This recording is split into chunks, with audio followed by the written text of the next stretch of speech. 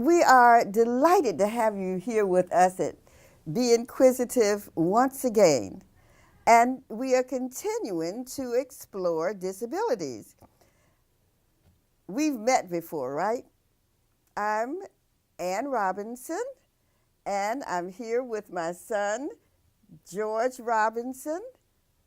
And as you know, Be Inquisitive is a mother and son initiative. And George and I like to talk about things pertaining to a variety of subjects, but right now we are focusing on disabilities. How you doing, George? I'm doing fine. Oh, good. It's like I hadn't seen you before, right? Yeah. Oh, great. We're going to have a great time today. Yes, we are. Yes, Vera Wells. Oh, she's a good friend. Oh, she's a good friend. And we're so happy to have her with us because she's had experiences in working with the American Disabilities Act. She was with the National Broadcasting Company, NBC. You know, that's a very big deal out there, and you all know about that. And so we're going to chat about Vera and her experiences with disabled persons and the whole field of disabilities. George, tell me something. When is the first time, or who was the first person you ever knew to be disabled? The first person I found out to be disabled was a gentleman named Reverend Edmonds. Oh, Reverend Edmonds of New Haven? Yes.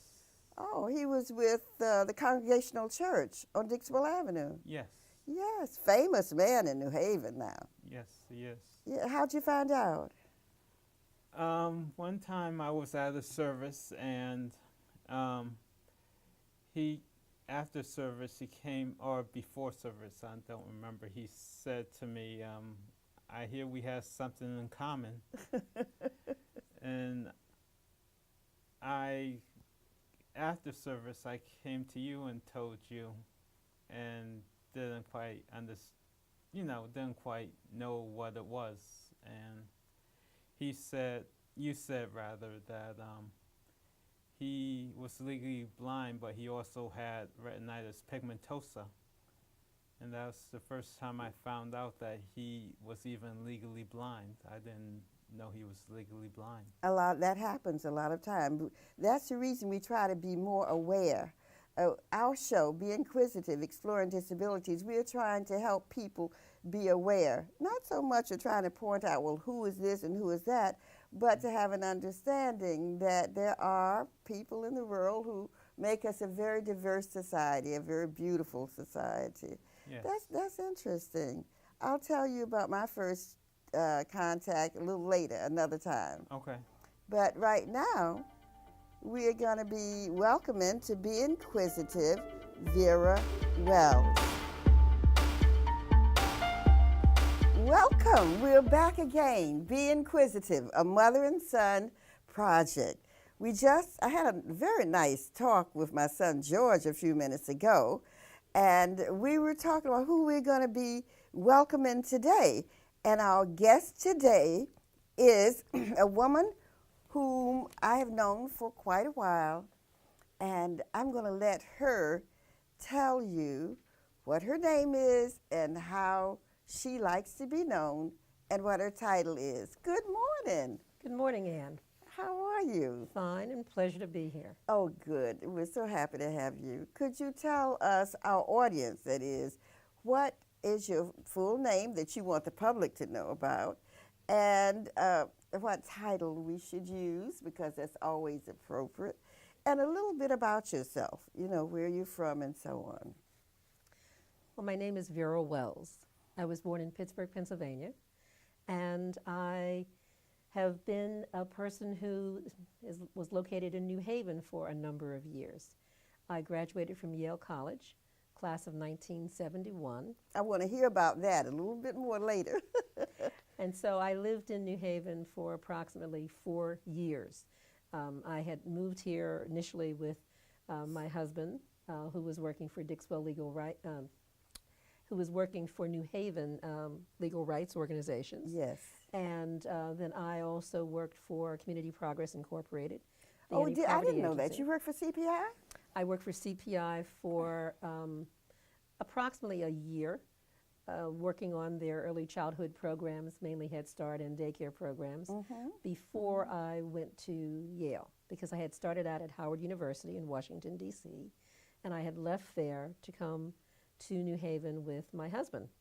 And so he knew how disappointed my family was that I hadn't finished college, and so when Yale opened up for undergraduate women, it was a wonderful opportunity to apply, and I got into the first class. And so I graduated in 1971. You just didn't just fill out an application and Yale said, okay, come welcome. You must have been very qualified. Well, I got in, and so I was very pleased to be among that first group of students. After I graduated, I also was the director for School Volunteers for New Haven for a year before I went on to graduate school at the Kennedy School at Harvard. So I have So you're a Yale connection, woman and a Harvard woman also. and I have a connection to New Haven And you and have to a- education. Yes, yes. So it's like home. It is like home. I actually have an office at Timothy Dwight that houses my project, the Sylvia Arden Boone Project, which is paying tribute to my favorite professor at Yale, Sylvia Arden Boone, who actually became the first woman of color to ever earn tenure at Yale. And unfortunately, she died some years ago, and so I've been working on her literary estate. And so it brings me to New Haven on many occasions, and I'm always pleased to lift her name up. And so I tend to identify myself as the director of the Sylvia Arden Boone Memorial Project. Well, you know, that's where we met, because I met Sylvia at first, and I have a little object here which I value very much. This was Sylvia's. You gave it to me on one occasion, and so I'm wearing the scarf that Sylvia purchased when she was traveling in her many, many travels abroad, particularly on the continent of Africa.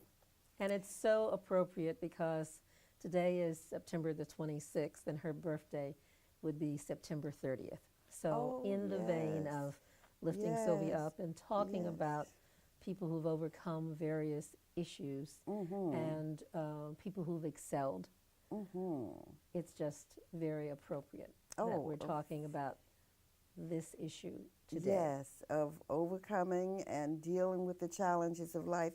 Vera, there are a few things you said along the way. One, you said that you were with CPI, and I know that Reverend Edmonds was very involved with CPI. George was talking about him earlier, and then you also said that you were in that first group of women to be accepted into the undergraduate, and we emphasize an undergraduate school of Yale. And how did that happen? Well, the idea that they made the determination to accept women in 1968, I think was the fall of 1968. You know, most people at this point in time think of Yale and Dartmouth and Princeton as being coeducational institutions, but they were traditionally male institutions. Absolutely. And so Yale, which was founded in 1701, had been all males in terms of the undergraduate college up until 1969 when they admitted women. So it was a great opportunity to complete my education. And I've been a very active Yale alum since then. When was your first contact with the disabled or the whole field of disabilities? Was it at Howard, or was it at Yale, or was it afterwards? Well, I'm sure that I've met and known people throughout my life who may now be characterized as disabled. But when I was growing up, we just thought of people who had hearing issues as well. They just didn't hear as well. I don't think that I grew up in a home that was ever focused on what people couldn't do, but I guess what people could do. And so you just knew them on that basis. So it's very hard for me to even think about, you know, when I first saw people who were either considered to be blind or deaf or even a wheelchair. I just don't remember that. Yes, yes. I do know that I thought more about disabilities during the Vietnam War because yes. people came back Yes. from the yes, war, Yes. it was. sometimes very injured. Mhm. And so coming up through that period of the late 60s, 70s, when there were people who were basically my age going off to the war and sometimes coming back with injuries, that's when I guess I heard the term disabilities, but wasn't quite focused on it. And then, I remember there may have been some movies where people focused on being disabled of some sort, like Johnny Belinda or something like that. Yes. But it wasn't as if I was truly focused.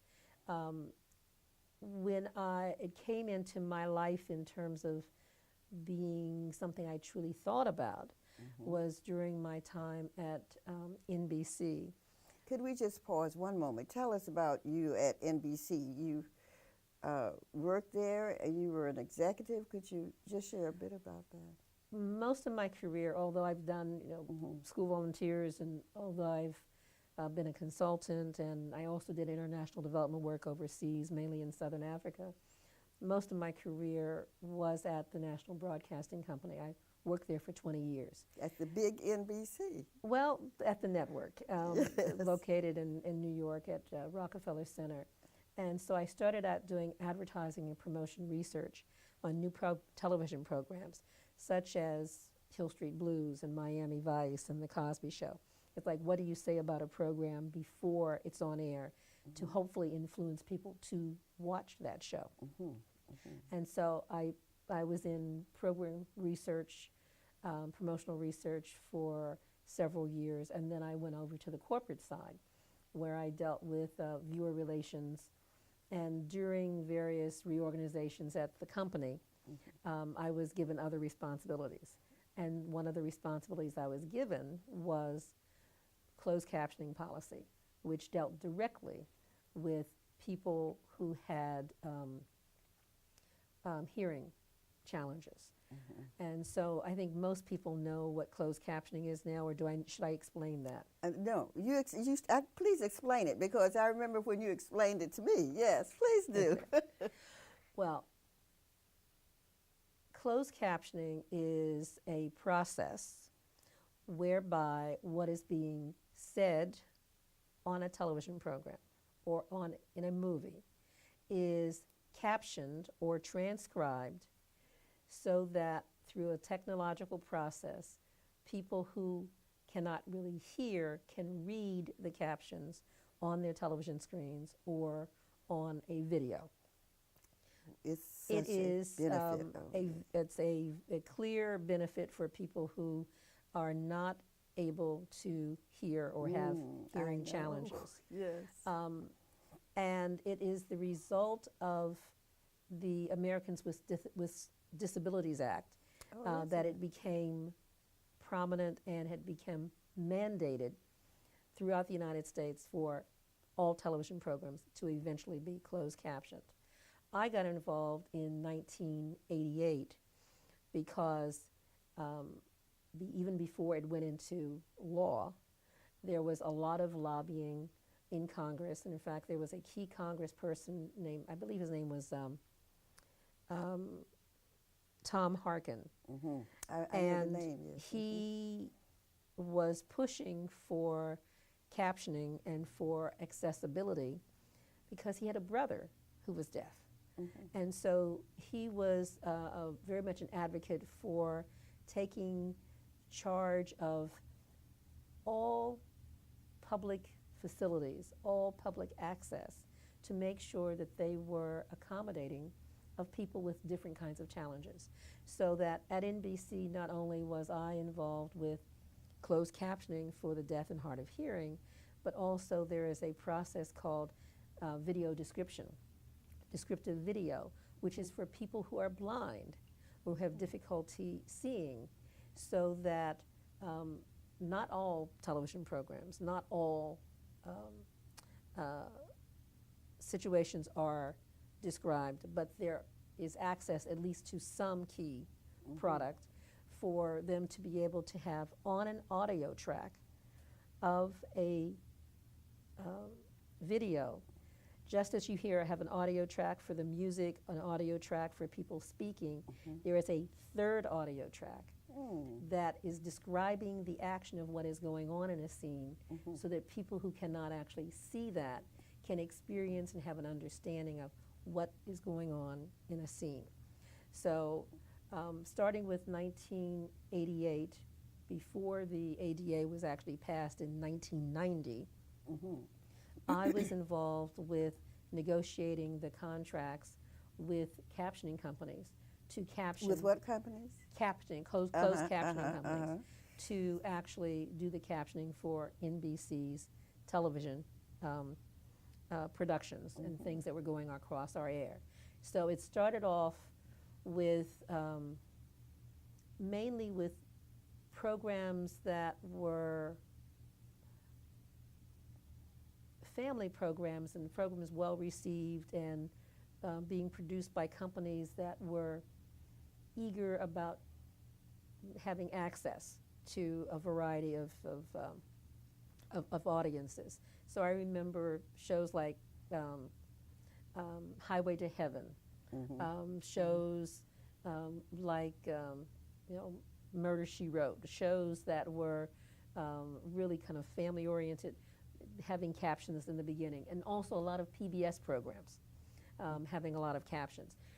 In order to get the shows captioned, you had to have the cooperation of the production companies out in Hollywood, and had to have money to have the captions created, because when you're doing a show that is an entertainment show, whether it's The Cosby Show, whether it's Highway to Heaven, whether it's Law and Order, it means that before the show goes across air, somebody has to have that script. They have to be able to create the captions, meaning translate the words onto the technology that can then be embedded in the tape. You will see sometimes a difference between what is captioned and is on a taped program, an entertainment program, say, let's say, Law and Order. Excuse me for interrupting, but so you were making sure that all of the television stations around the nation that carried NBC programs would have closed caption.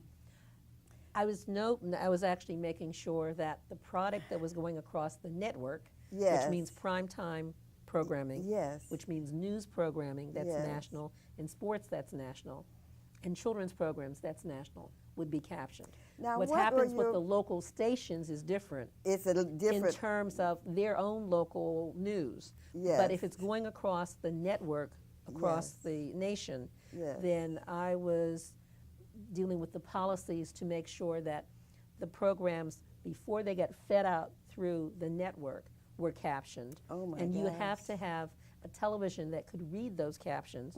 Sometimes in the beginning, you had to have a special captioning box Yes. that would translate it. But at this point in time, because of the ADA ruling and because it's now mandated, all televisions that are produced or sold in the United States Let me have the ability congratulate to be you one more captioned. time. You were a trailblazer at Yale, and now I'm going to congratulate you again. You were a pioneer in the sense of on the cutting edge at the very beginning of closed caption and making sure that those of us, and I'll say it like this, who don't hear well, are able to enjoy some of the benefits of seeing marvelous shows, family shows. I want to move it a little bit along because I want to hear more about you, Vera, and your proudest moments. What were some of your proudest moments?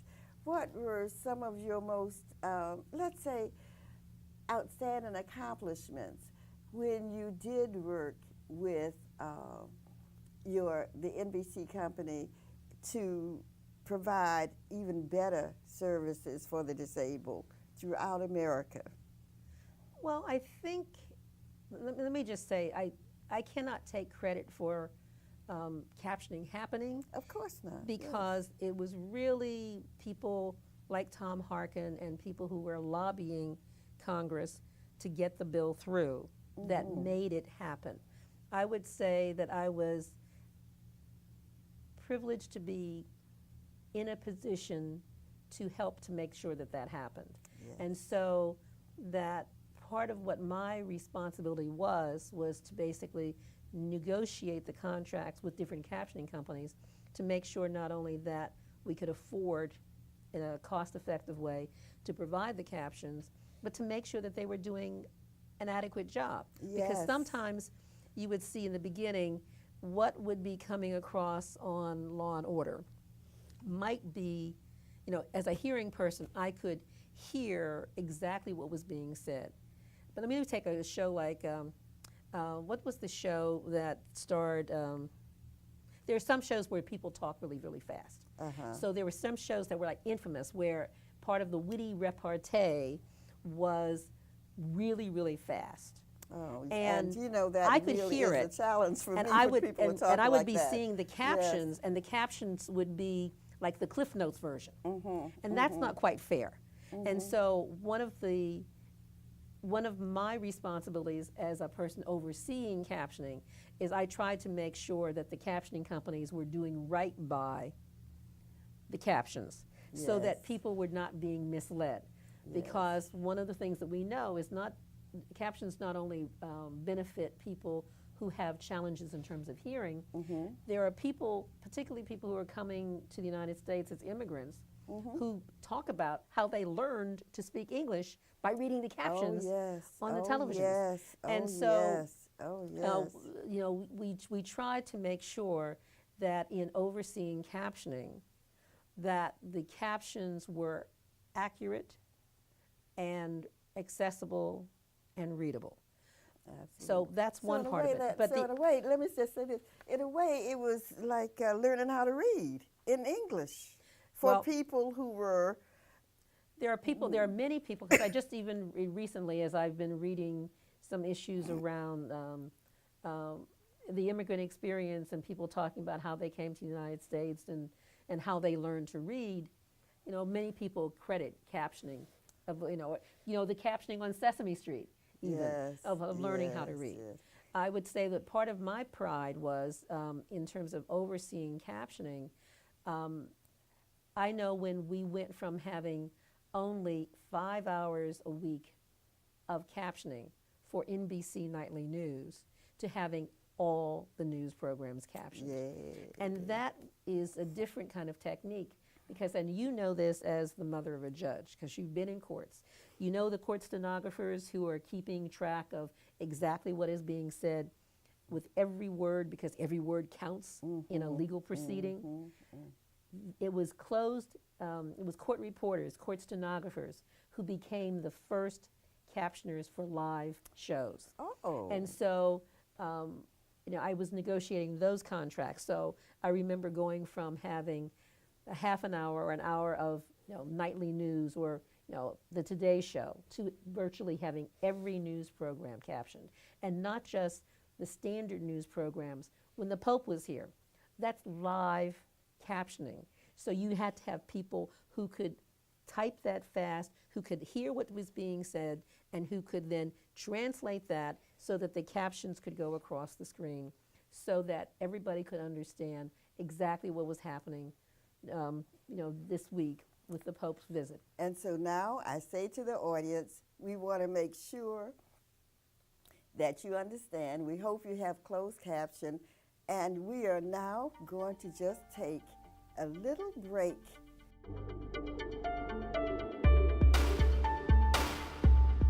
Welcome back. Welcome back.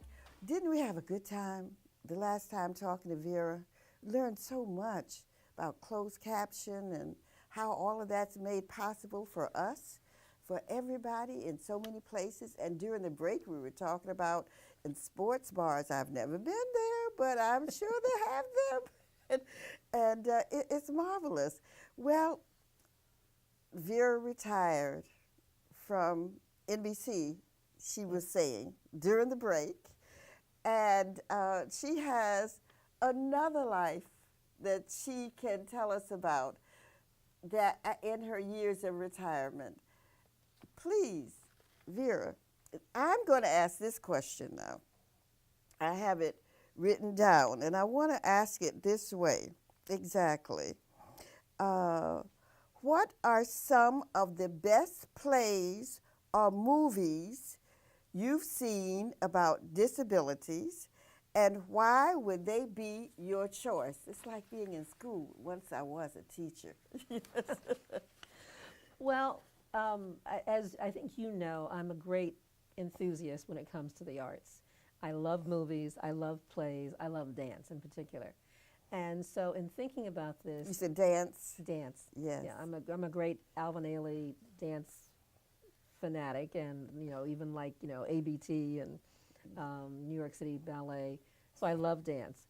But when it comes to dealing with disabilities, I was just remembering one of the movies that I truly enjoyed learning from, but was a really dramatic moment in time, was The Miracle Worker. I mean, I think everybody knows about The Miracle Worker. And so I had actually seen it in the movies, and I had also seen it on Broadway. And most people are familiar with the movie that starred Patty Duke playing Helen Keller, with Anne Bancroft playing Annie Sullivan, her teacher.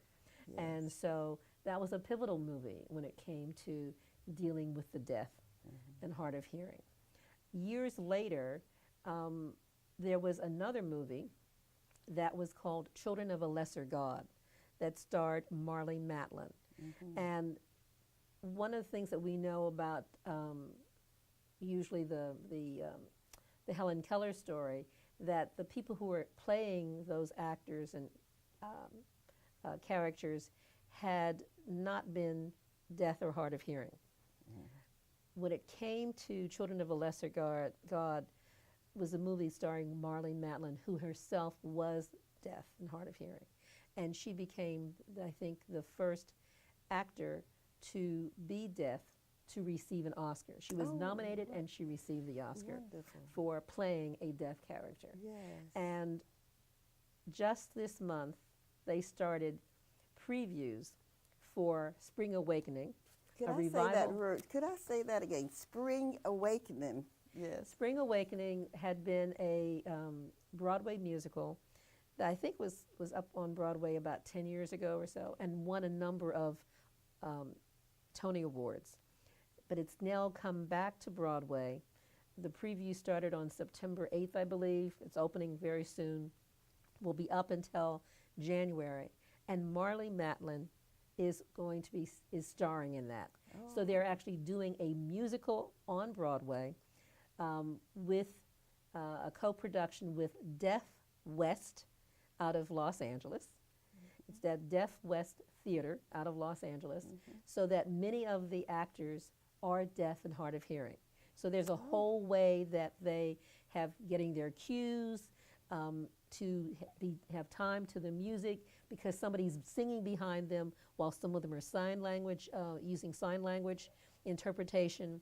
And the whole process is one that is inviting and accessible to people who are deaf, as well as to those people who are hearing. Let me get this clear. It is a major Broadway production for everybody. Okay. You mean there's a musical for deaf people? It is a musical. It is a musical. Not necessarily for deaf people, but it's a musical that is starring some deaf actors, and that is accessible for deaf people and for hearing people. Oh my goodness. And there's music being played. Music being sung. Music being sung. Some of the actors cannot even hear the music, but the way they are being positioned to understand what the beats are, to understand when the music is taking place, and to have their cues, it is working in a collaborative fashion. Oh my. But I was also telling you, it's not just about this particular play. Yes. Most plays in New York, maybe they are not sign interpreted every night, but they usually have several performances during their run that where the Theater Development Foundation has access for hearing disability people, so that they have a section of the theater that is focused where you have sign language interpretation being done. Oh, You also wonderful. have audio enhancement for most theaters in New York City, and you have it here in New Haven. I know that you have at Yale Rep. You have audio devices. You need to ask which performances are being sign language interpreted. You need to ask if they have anything that's being audio described. That's good information. But good you, information. when you go to the theater, if you have a challenge, whether it is a hearing challenge, whether it is a visual challenge, whether it is having Wheelchair. a wheelchair, whether it is, with me with my arthritis and needing a special accommodation, you need to ask whether they have any ADA seats, which is Americans with Disabilities Act seats available. Because a good example, when I go to see Alvin Ailey at New York City Center, there are certain sections of the auditorium that have ADA seats that they don't sell those automatically to just anybody. When you go to buy your tickets, you ask for where the ADA seats are, if they have them available. And they are required to hold on to a certain number of those seats until almost the performance time, just in case somebody who actually needs them requests them and wants to buy them. Well, this is a big year, 2015. It's the It's the 25th anniversary. 5th anniversary of the American Disabilities Act. And so it's a celebratory year. I'm so happy that they are coming out with plays that are relevant to that, and there are all kinds of symposiums and activities going on around the country. Vera was telling me something that was exciting, that at Barnard College. Next week at Barnard College, there is a symposium beginning on Thursday night, which I think is October the 1st, and going all day on Friday, October the 2nd, on keywords, key questions in disability studies. So that disability studies is actually a discipline. Did you know that out there? I didn't. There is a department within academic divisions called Disability studies. Disability Studies. Oh, we're learning so much, and it's just fun. It's really been a fun time, Vera. We're becoming more aware. We're learning, and we are so happy that you brought us so much information. We can't leave without asking this. Is there anything that we didn't ask that we should have, that you really want our audience to know about? I think that people should think about what it is that makes them happy and feel passionate about living and what they enjoy. And in that process, then have a discussion, not a challenge, but a discussion with the people who provide that service to see, are there accessible opportunities available for them. So for instance, for people who like or think they might like going to museums, the Yale Art Gallery is accessible. The Yale Rep is accessible. The Museum of Modern Art, the Metropolitan Museum in New York, they are accessible. So they not only have ramps so that you can get in if you have a wheelchair, or they have access through elevators or whatever needs to be accommodated for people who have wheelchair or mobility challenges to get in, but they also will have audio guides for people to be able to go through. I saw an email recently that I think I shared with you from MoMA about how they have some of their exhibits that are visually impaired accessible, where they allow people who have visual impairments to touch and be tactile with certain pieces of art. Now you can't do that with an impressionist painting by Van Gogh, because you can't do that. However, they do have possibly the audio description of what Starry Starry Night looks like, or what some of the irises or other things by certain artists look like. But you want to ask when you are considering about going to a play or even a movie. You might want to call your local movie theater and say, I have this challenge. Do you do any performances or any screenings of these movies that are coming up that are either video described or closed captioned? Because that's the way you find out what your opportunities are, and that's also the way you let people in your community who run theaters or who are working for the advocacy of the deaf and hard of hearing or whatever the challenge might be, know that there are more people out there who need the service. Well, Vera Wells, on behalf of Be Inquisitive, we thank you so much for being with us.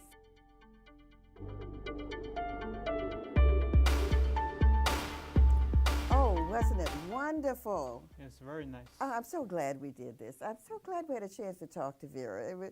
She just bubbling over with so much information, but not only just information, it was fun talk too.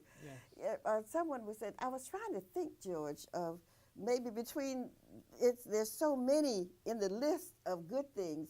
What did we learn today in that long, long list that would come out as the top 3? What would one of your first be? One of them would be closed captioning.